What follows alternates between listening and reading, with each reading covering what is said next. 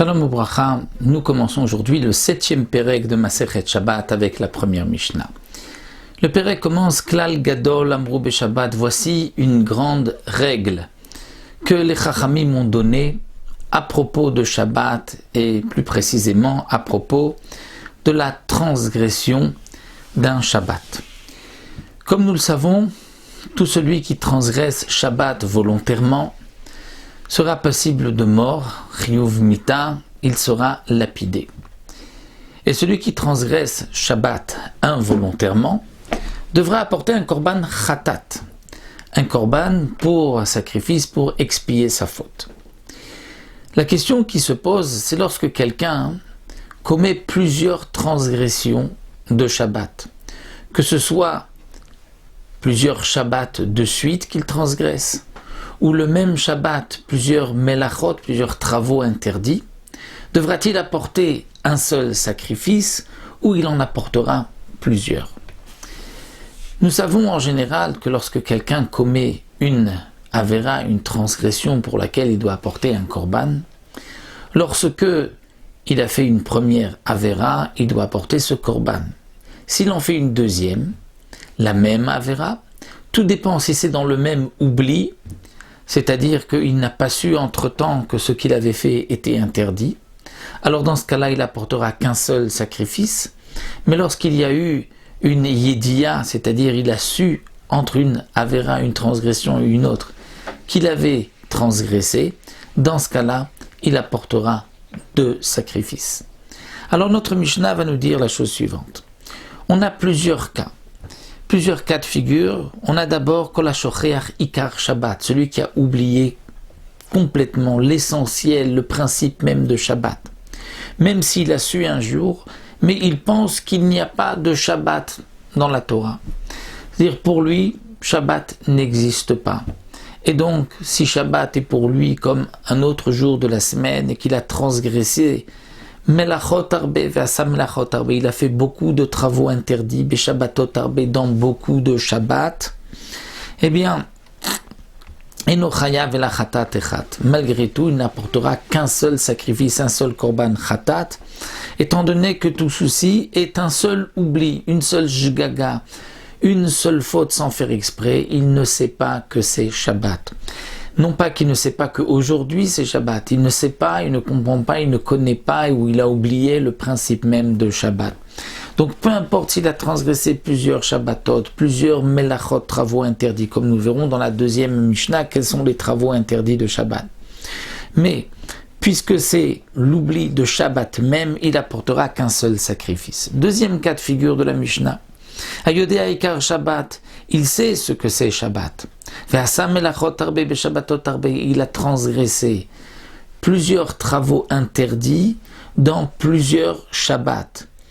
Alors, s'il sait qu'il a transgressé, où est la shgaga, sur quel point il n'a pas fait exprès, alors le Barthénoura nous explique, c'est qu'il ne savait pas que c'était Shabbat aujourd'hui.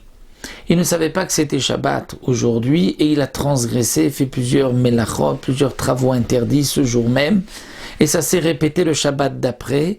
Et bien là, chayav al kol Shabbat ve Shabbat, il devra apporter un korban khatat, un sacrifice par Shabbat. Pour tous les travaux interdits qu'il a fait le même Shabbat, il apportera un seul sacrifice. Donc un sacrifice par Shabbat. Donc le premier cas, c'est celui qui a oublié le principe même de Shabbat. Deuxième cas, il sait ce que c'est Shabbat, mais il ne sait pas, il a oublié que c'est aujourd'hui Shabbat. Et là, il apportera un sacrifice pour chaque Shabbat. La différence, c'est bien sûr, on l'apprend de versets, de psukim différents. Dans le premier cas, c'est marqué Shabbatotai Tishmoru, et on comprend Tishmoru, c'est un singulier, comme s'il y a une seule garde pour plusieurs Shabbatot. Ça, c'est pour celui qui a oublié le principe même de Shabbat.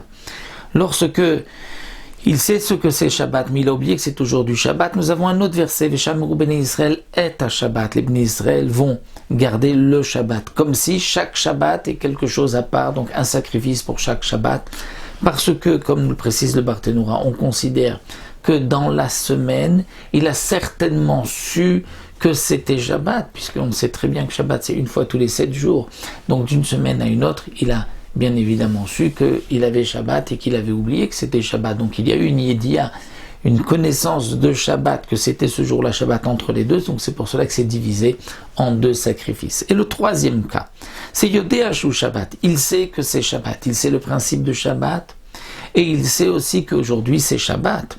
Mais il ne sait pas que les travaux qu'il est en train de faire sont des travaux interdits.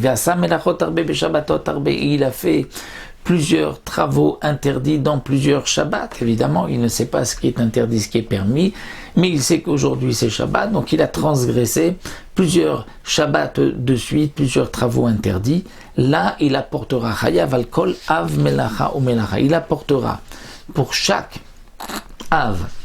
Nous le verrons dans la deuxième Mishnah, qu'est-ce qui est considéré comme un av, comme les travaux pairs, c'est-à-dire ce que nous apprenons. Ensuite, il y a les dérivés, mais pour chaque av, il apportera un korban khatat. Là, on ne pourra pas dire, mais dans la semaine, il a certainement su que ce qu'il avait fait était interdit, étant donné que tant que cet homme-là n'a pas étudié pendant la semaine, il ne peut pas savoir ce qui est permis, ce qui est interdit. Encore, savoir qu'il y avait eu un Shabbat qu'il a manqué, et ça, il sait très bien qu'il n'y a pas 7 jours sans Shabbat.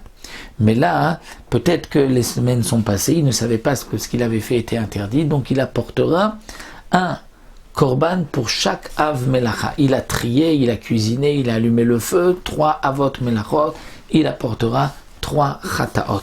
Ça, c'est donc le troisième cas de la Mishnah. Et la Mishnah termine en nous disant la chose suivante. Osem melachot arbe men melacha achat, et nochaev la chatat achat. Quelqu'un qui fait plusieurs travaux, mais qui sont tous les dérivés d'un même Av Melacha, ils ressemblent tous à Av Melacha, il n'apportera qu'un seul Korban Khatat, c'est-à-dire celui qui sait qu'aujourd'hui c'est Shabbat, mais il ne savait pas que ces travaux étaient interdits, et il a fait plusieurs travaux qui sont les dérivés d'un Av Melacha. Alors, dans ce cas-là, il apportera un seul Korban Khatat. Comme nous allons le voir dans la deuxième Mishnah, il y a les Avot Melachot, les travaux interdits, ceux qu'on retrouve dans la construction du tabernacle du Mishkan, et il y a les dérivés. Parfois, il y a une Melacha, prenons un exemple tout simple, presser un fruit, Srita, ce n'est pas un Av Melacha, c'est un dérivé, une tolada, du Av de Dash. Dash, c'est lorsqu'on écrasait la récolte et qu'on séparait le grain de l'ivraie. Et Srita ressemble aussi à cette Melacha. Donc si quelqu'un a fait ces 2 Melachot, Dash et aussi Srita, donc il a fait le Av et la Tolda, il n'apportera qu'un seul korban. Lorsque quelqu'un transgresse 2 Avot ou 2 Toldot de Avot différents, il apportera 2 korbanot. Mais le Av et sa propre Tolda, ou bien 2 Toldot du même Av, là il n'apportera qu'un seul korban. Donc voici la grande règle que la Mishnah nous a donnée dans cette première Mishnah, et on se retrouvera dans la deuxième Mishnah pour voir quels sont les Avot Melachot interdits.